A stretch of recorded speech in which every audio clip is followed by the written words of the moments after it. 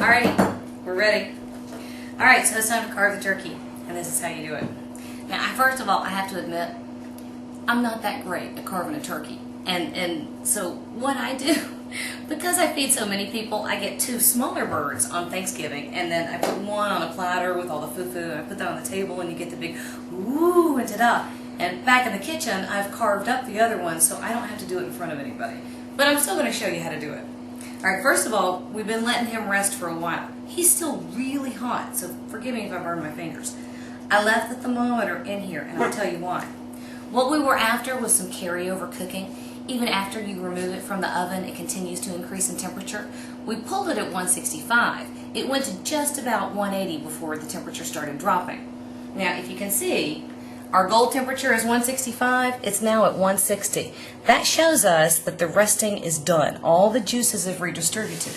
It's come back to, it's gone over and then come back down to its original cooking point, right? So we're ready. We're good to go. The thermometer has done its job. Okay, so if you've trussed it, now's the time to take off all the string. I didn't really truss it. I tied the wings up. I popped that off a minute ago. So the first thing we're going to do is release the legs. And this is the first step. Now tell me if I'm working backward. I'm going backwards. But I'm trying to let the camera see. So we're going to release the legs first. And in order to do that, you want to pierce the skin. Just right around there where the thigh is.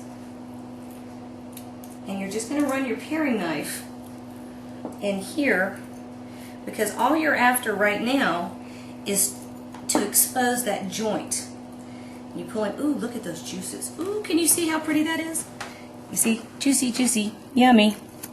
Alright, so here's our thigh joint. And because it's already cooked, there's really nothing in there to release much. And all you have to do is pop your knife in, and it'll release itself. Okay? Now, you can carve him further if you want to, so we're going to set him over here. And we're going to repeat it on the other side. So I'm not going to finesse this one so much. Yes, then I end up wearing some. Alright, so you've got the legs off. I'm going to take the wings off next. Now, turkeys now have been bred to the point where they are extremely lean. And, of course, they're flightless. Well, this one's going to give me a hard time. So we're going to pop him this way. So there really isn't a whole lot to carve off of a wing joint. However, I've noticed that because there is this wonderful ratio of crispy skin, see that beautiful crispy stuff? Of crispy skin to meat, that a lot of people are really enamored of the wing. So I simply put that on the platter and let it go, and you know, whoever gets it first, they got it. Here's my wing joint. Pop him out. See, of course, as soon as I'm showing you how to do it, this one gives me a hard time. There we go. So really, at this point, we haven't done any carving. We've simply, you know, kind of broken the joints and that sort of stuff. Sleeve up. Alrighty. This, I suppose, is where the first of the true carving starts. Now, it's hot. We're going to pop off the thighs. Okay? So right here and right here, you've already exposed most of it. So come in here with the tip of your knife, and you're just going to, again, release it. There we go. See that? You're coming in here to find that. That's the joint you want to release. And because it's cooked through, all you have to do is work it off. That's where, oh my goodness, no kitty. That's Raul, and he's not supposed to be in here either. This is where all that lovely dark meat is. So this is also something that you want to carve up in just a minute. Now, I mean, if you don't want to, if you want to serve the drumsticks whole, and I've got a 6-year-old that will fight you for a drumstick, you know, that's fine too. Whichever way you want to do it. Okay, so now over here, look how pretty. There's our drumsticks and there's our thighs. Now it's time to do the breast. And this seems to be where a lot of people kind of get into trouble. Now, what you want to do is kind of feel, you can feel where the backbone and the ribs kind of come in here and meet the breast.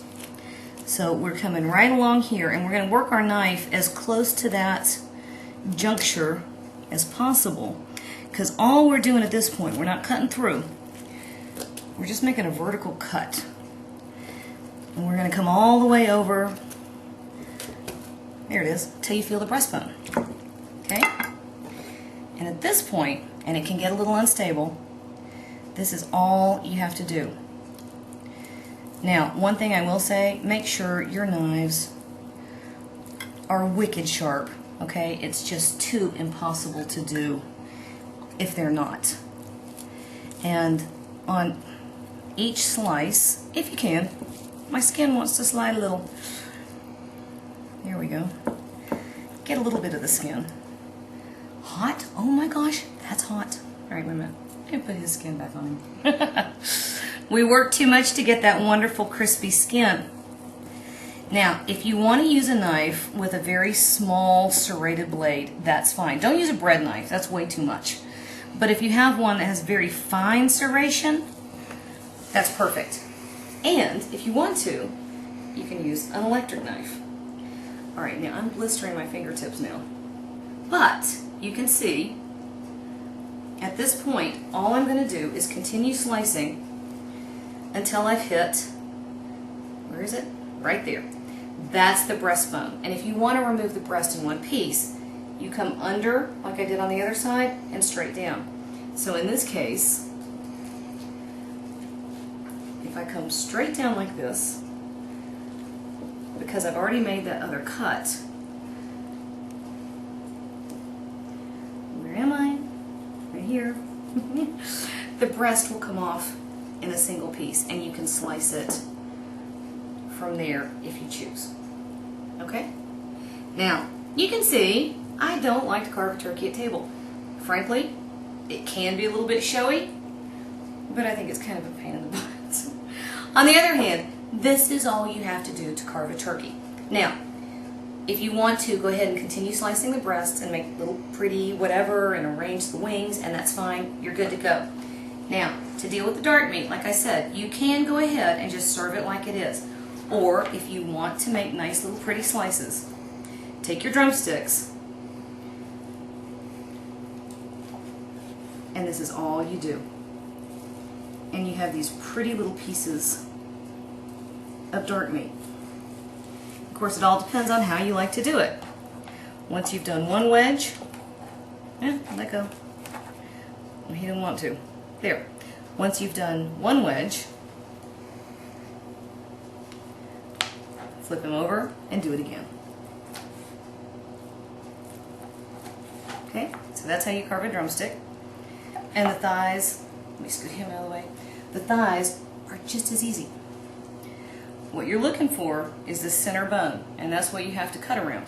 So in this case, you have this knuckle right here, and the rest of it is all juicy and luscious and succulent dark meat.